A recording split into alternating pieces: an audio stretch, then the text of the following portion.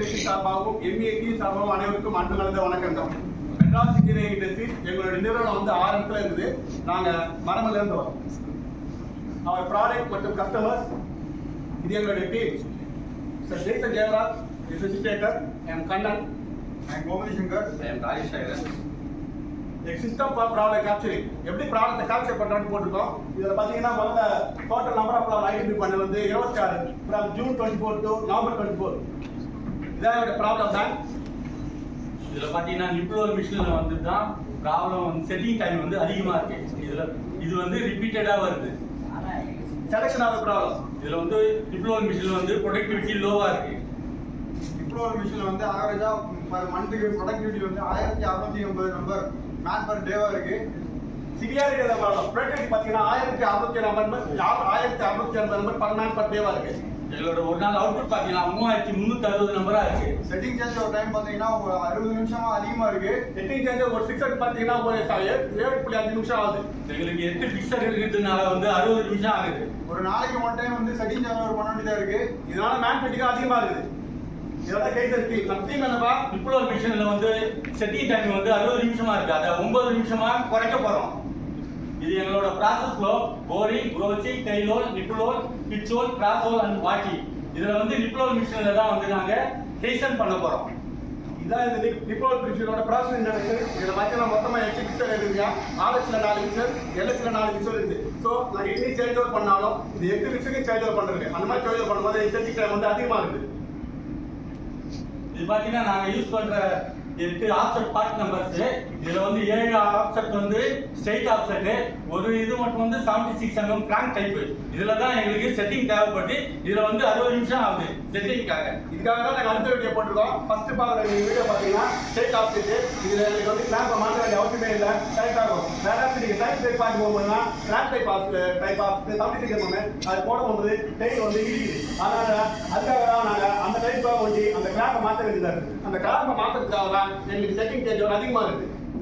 இதுக்காக வந்து ஒரு எஸ்எம்இ பண்ணலாம். எஸ்எம்இ பெரிய விஷயம் இல்லை. 15 மினிட்ஸ் எக்ஸ்டெண்ட் ஆஃப் டைம், அதாவது 1 to 9 நிமிஷத்துல பண்ணணும். இது எப்படி பண்ணலாம்னு பார்த்தோம்னா ஒரு பிக்சரையோ ஏதோ கட்டுறதுக்கு மற்றவங்க துணையை அழைச்சிக்கலாம். அதனால இன்டர்னல் ஆக்டிவிட்டியை குறைக்கலாம். நம்ம வந்து ஸ்கில்டு பர்சனாக யூஸ் பண்ணிக்கலாம். செட்டிங் பண்ணுற ஃப்ரீக்வன்சியை குறைச்சிக்கலாம். அது மட்டும் இல்லாமல் வந்து இன்டர்னல் அண்ட் எக்ஸ்டர்னல் ஆக்டிவிட்டியை பிரிக்கணும். அது மட்டும் இல்லாமல் வந்து இன்டர்னல் ஆக்டிவிட்டியை வந்து எக்ஸ்டர்னல் ஆக்டிவிட்டியாக கன்வெர்ட் பண்ணணும். எக்ஸ்டர்னல் ஆக்டிவிட்டி வந்து எலிமினேட் பண்றோம், இன்டர்னல் ஆக்டிவிட்டி வந்து ரெடியூஸ் பண்றோம். இதுதான் செட்டப் ப்ராசஸ். அதாவது வந்து எக்ஸ்டர்னல் ஆக்டிவிட்டியோட அப்சர்வேஷன் சார்ட். இதில் வந்து நாங்கள் 5 பாயிண்ட் வந்து அப்சர்வ் பண்ணோம். முதல் 2 பாயிண்ட் வந்து எங்களுக்கு எல்லாமே ஓகேவா இருந்தது. 3வது பாயிண்ட் வந்து பாசிபிலிட்டி இல்லை. மீதி இருக்கிற 2 பாயிண்ட்டுக்காக ஆக்ஷன் எடுக்கிறோம். இதுக்காக பார்த்தீங்கன்னா என்னோட பேட்ச் குவாலிட்டி பார்த்தீங்கன்னா 240 இருந்தது. பேட்ச் குவாலிட்டி 1440 மாற்றணும். அப்படி மாற்ற போகும்போது இது வரைக்கும் ஒரு நாளைக்கு ஒரு செட்டிங் பண்ணிட்டு நாங்கள் ஒரு வாரத்துக்கு ஒரு செட்டிங் ஆச்சு. இது என்னோட செட்டிங் ஆப்ரேஷன் ப்ரொசீஜர். இது டோட்டலாக பார்த்தீங்கன்னா 60 மினிட்ஸ் ஆகுது. இதுக்காக தான் நாங்கள் ஒரு ஒய்வேட் பண்ண போகிறோம். ஒய்வேட் செட்டிங் சேஞ்ச் ரேட் அப்போ அதிகமாகுது. பேங்க் ஆக்டிவிட்டி அதிகமாக இருக்குப்பா. ஏன் மேன் பேட்டிங் அதிகமாகுது? ஹியூமன் சப்போர்ட் வந்து அதிகமாக தேவைப்படுது. ஏன் ஹியூமன் சப்போர்ட் அதிகமாக தேவைப்படுது? டோட்டலாக கிளாம்பிங் யூனிட்டே மாற்ற வேண்டியது இருக்கு. ஏன் டோட்டலாக கிளாம்பிங் யூனிட்டை மாற்ற வேண்டியதா இருக்கு? கிராங்க் டைப் ஜாப் வேண்டிய செப்பரேட் கிளாம்பிங் மெத்தட் வந்து யூஸ் பண்ண வேண்டியதா இருக்கு. என்ன இதுக்கு ரூட் காசு? கிராங்க் டைப் யூஸ் பண்ணும்போது வந்து கிளாம்பிங் பேட் வந்து கையில் இடிக்குது. என்ன இது கவுண்டர் மெஷர்? கிளாம்பிங் மெத்தட் வந்து ஸ்டாண்டர்டைசேஷன் பண்ணணும். Idea generation. ஏன்பா கோமதி ஒரு டாக்குமெண்ட் ஒன்று கொடுத்தா அது ஜெராக்ஸ் எடுத்தியா? இல்லைண்ணா, அது எடுக்க விட்டுட்டேண்ணா. அதில் வந்து பிரிண்டரில் வந்து A4 பேப்பர் வைக்கிறப்பே வந்து ஸ்டக்கப் ஆகி ப்ராப்ளம் ஆயிடுச்சுண்ணா. A4 ஸ்டக்கப் ஆச்சுன்னா கீழே A3 இருக்குல்ல? A3 இருக்கு. அது வந்து A3 A4 செட்டிங் சேஞ்ச் பண்ணுறது வந்து ப்ராப்ளம் ஆகிருக்குண்ணா. அப்போ வந்து மேல வந்து ஒரு ஆப்ஷன் இருக்கு. இது என்ன சொன்னா மேல ஒரு ஆப்ஷன் இருக்கு, அதை வச்சு எடுக்கலாமே. ஒரு நல்ல ஐடியா சொல்லிக்கிறேன். பாத்தீங்கன்னா நாங்க நிப்புலர் பிக்சிங் போடும்போது ஆபரேட்டிவ் ஸ்விங்கிங் பார் வந்து கீழே இருந்து மேல போகுது. கீழே இருந்து மேல போகும்போது மேல இருந்து கீழே வந்து நான் டைல இடிக்காது. கீழே இருந்து மேல போகும்போது டைல இடிக்குது. மேல இருந்து கீழே வந்தா டைல இடிக்காது. அதே பண்ணலாம். அப்படி இருக்கும்போது உங்களுக்கு கிளாம்பிங் சிலிண்டரோட டைரக்ஷன் வந்து மாறாது. நல்ல கேள்வி தான் கேட்டா. இதுக்கு நம்ம ஆப்ஷன் இருக்குது. LHல தூக்கி RHல தூக்கி LHல போடும்போது ப்ராப்ளம் சால்வ். இது நல்ல ஐடியா இருக்கு. இதே இம்ப்ளிமெண்ட் பண்ணலாம். இதுக்காக நாங்க வேலிடேஷன் பண்ணும்போது ஸ்விங்கிங் கிளாம்ப் சிலிண்டரை இன்டர்சேஞ்ச் பண்ணோம் from LH to RH. Traffic direction வந்து பாட்டம் டு மிடில வந்து டாப் டு மிடிலா மாத்துறோம். கிளாம்பிங் மெத்தட வந்து கிராங்க் டைப் ஜாப்க்கு ஸ்டாண்டர்டைசேஷன் பண்றோம்.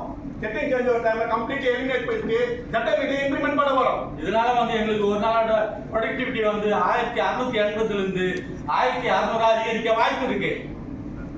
கைத்தல் இம்ப்ளிமெண்ட் இப்போ வந்து எப்படின்னா பிஃபோரா பார்த்தீங்கன்னா கிளாப் பண்ணும்போது ட்ரெயின் வந்து இதில் இடிக்குது. இதனால இடிக்க போகும்போது இதனால நாங்கள் கிளாப்பை மாற்ற வேண்டியதாக இருக்குது. அந்த மாதிரி மாற்ற போகும்போது தான் எங்களுக்கு டைம் ஆகுது. வேற நாங்கள் இதுக்கு கைத்தல் இம்ப்ளிமெண்ட் பண்ணது அப்புறமா கிளாம்பை இடிக்கல அதே கிளாம்பை போடலாம். எல்லா டைமுக்கும் அதே கிளாம்ப் போடுறதுனால இது அதே டைம் சொன்னால் எங்களுக்கு சைன் டைம் வந்து செட்டிங் டைம் வந்து எலிமினேட் ஆயிடுச்சு. இதுதான் இந்த செட்டப் ஆப்பர்ச்சுனிட்டி. முன்னாடி பார்த்தீங்கன்னா 60 மினிட்ஸ் இது இப்போ 0 ஆயிருக்கு. இதுக்காக குவாலிட்டி வைஸ் ஏதாவது ப்ராப்ளம் இருக்கான்னு செக் பண்ணா சிபிக்கும் ஓகே ஆயிடுச்சு. ரிசர்வேஸ் பாத்தீங்கன்னா 32 நம்பர் சாம்பிள் டெஸ்ட் செக் பண்ணி பார்த்தோம், அது ஓகே ஆயிடுச்சு.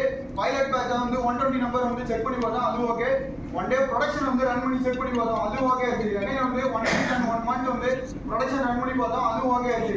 ப்ரொடக்டிவிட்டி வந்து 1680 நம்பர்ல இருந்து 1800 நம்பர் வந்து இன்க்ரீஸ் ஆயிருக்கு மேன் பர் டே. ஸோ இது வந்து கேஸ்ல வந்து ரெகுலர் மாஸ் ப்ரொடக்ஷன் வந்து இம்ப்ளிமெண்ட் பண்ணிருக்கோம். இதனால வந்து கிராஷ் அவுட் பண்ணி போதும் ஏதாவது ஒரு சைடு எஃபெக்ட்ஸ் எதுவும் இருக்காண்டு எந்த ஒரு சைடு எஃபெக்ட் இல்லைன்னு கன்ஃபார்ம் பண்ணிக்கிட்டோம். இதை வந்து நாங்கள் 4W1X மெத்தட் மூலமா இம்ப்ளிமெண்டேஷன் பண்ணோம். மந்த் வைஸ் ப்ரொடக்டிவிட்டி பார்த்தா பிஃபோர் கைது பண்ணுறதுக்கு முன்னாடி அதோட ப்ரொடக்டிவிட்டி பார்த்தா 1680 இருந்தது. ஆஃப்டர் பார்த்தீங்கன்னா 1800 இம்ப்ரூவ் ஆயிடுது. டானிபிள் பெட்ஸ் பார்த்தீங்கன்னா ப்ரொடக்டிவிட்டி முன்னாடி பார்த்தீங்கன்னா 1680 ஆஃப்டர் பார்த்தீங்கன்னா 1800 ஆயிடுது. இதோட ஒரு நாள் அவுட்புட் பார்த்தீங்கன்னா 3360 இருந்து 3600 அதிகரிச்சிருக்கு. செட்டிங் டைம் பார்த்தீங்கன்னா 60 நிமிஷத்துல இருந்து 0 எலிமினேட் பண்ணிருக்கோம். இன்டர்னல் பெனிஃபிட் தான் நார்மல் ஆக்டிவிட்டி ரெடியூஸ் ஆயிருக்கு. ஆப்ரேட்டர் பெட்டிஸ் ரெடியூஸ் ஆயிருக்கு. மொரல் லெவல் இம்ப்ரூவ் ஆயிருக்கு. கான்ஃபிடன்ஸ் லெவல் இம்ப்ரூவ் ஆயிருக்கு. இல்ல இம்ப்ரூவ் ஆயிருக்கு. டீம் ஒர்க் இம்ப்ரூவ் ஆயிருக்கு. இதெல்லாம் இதுக்கு ஸ்டாக் நமக்கு பார்த்தீங்கன்னா 680 ரூபாய் ஆச்சு. இது வருஷத்துக்கு 6180 ரூபாய், 8160 ரூபாய். இதை நாங்கள் சேவ் பண்ணியிருக்கோம்.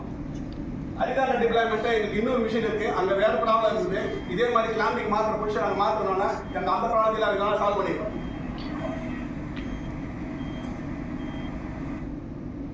ஸ்டாண்டர்டைசேஷன் ஃபாலோ டாக்குமெண்ட்ஸ் வந்து அப்டேட் பண்ணிருக்கோம். இதுக்காக நாங்கள் யூஸ் பண்ண QC tools and techniques case and summary sheet, summary of benefit sheet. இதுதான் இந்த கேசன் ஷீட்.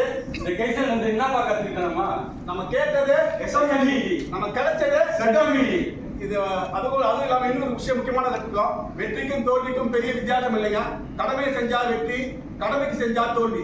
நாங்க எங்க கடமையை செஞ்சோம், வெற்றி அடைந்தோம். இந்த வாய்ப்பளித்த எங்க நிறுவனத்துக்கும் சிஐக்கும் நன்றி, வணக்கம்.